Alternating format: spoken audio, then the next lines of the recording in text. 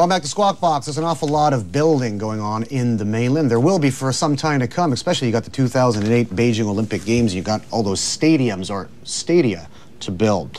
Yesterday, in the infrastructure space, we had results from Li Ka-shing's infrastructure arm, CKI, Cheung Kong Infrastructure. First half net earnings fell for a second consecutive year. The reason for that, Hong Kong Electric short-circuited somewhat for them.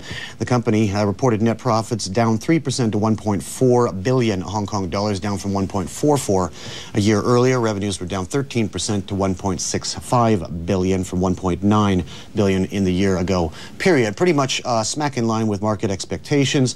Profit contribution from Hong Kong Electric, which is the monopoly electricity provider, and what a coincidence, because we're talking about electricity or lack thereof in the northeastern United States today.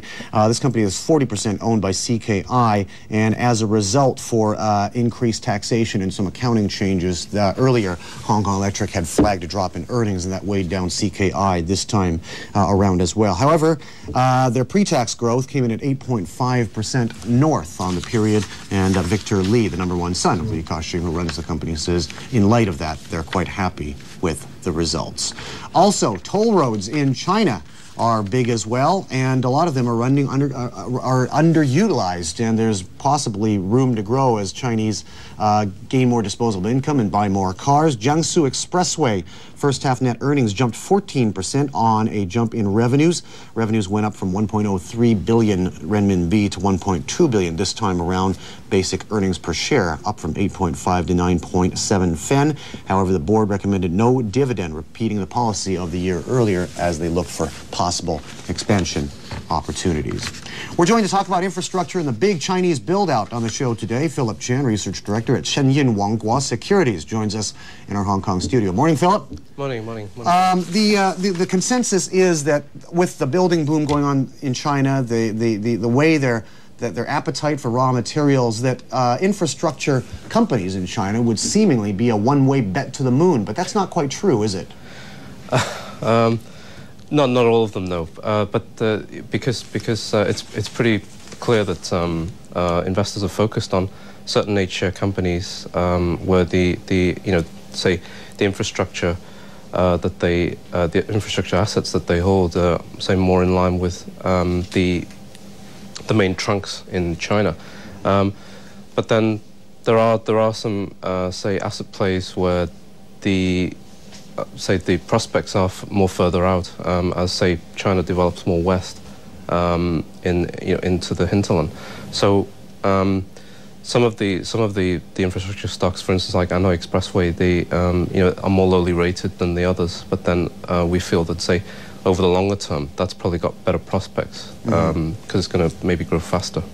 Some say that companies like Anhui Conch Cement, some of the raw materials providers of stuff that goes into building, might be a better macro bet, simply because the way some companies are doing business, you got the expressways, which may have a bright prospect, but on the other hand, you'd look at CKI, for instance, and they've been divesting themselves out of China because they've been making mistake after mistake in the Chinese market and going for the Australian market instead. If Li Ka-shing can't invest wisely in China, there are some serious problems, aren't there? But well, with CKI, there's a difference. They, a lot of the projects that they invested in were for guaranteed rates of return, and in a different era, really, of China investment.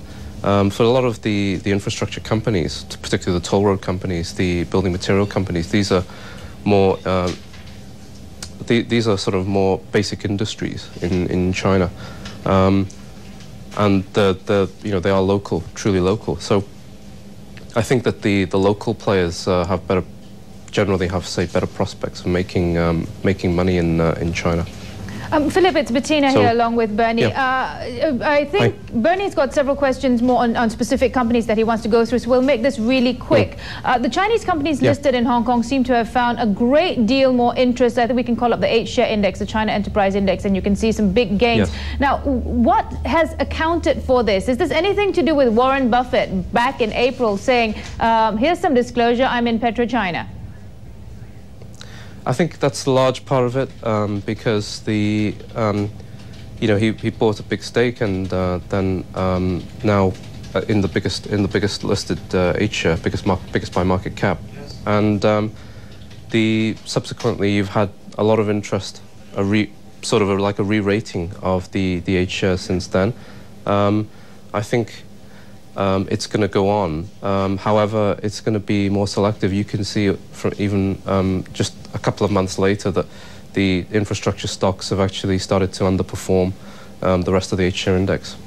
Finally, Philip, in terms of sector, actual construction or perhaps power generation, that sort of thing, what is the one industry which excites you the most for the next 2 or 3 years that we should keep an eye on?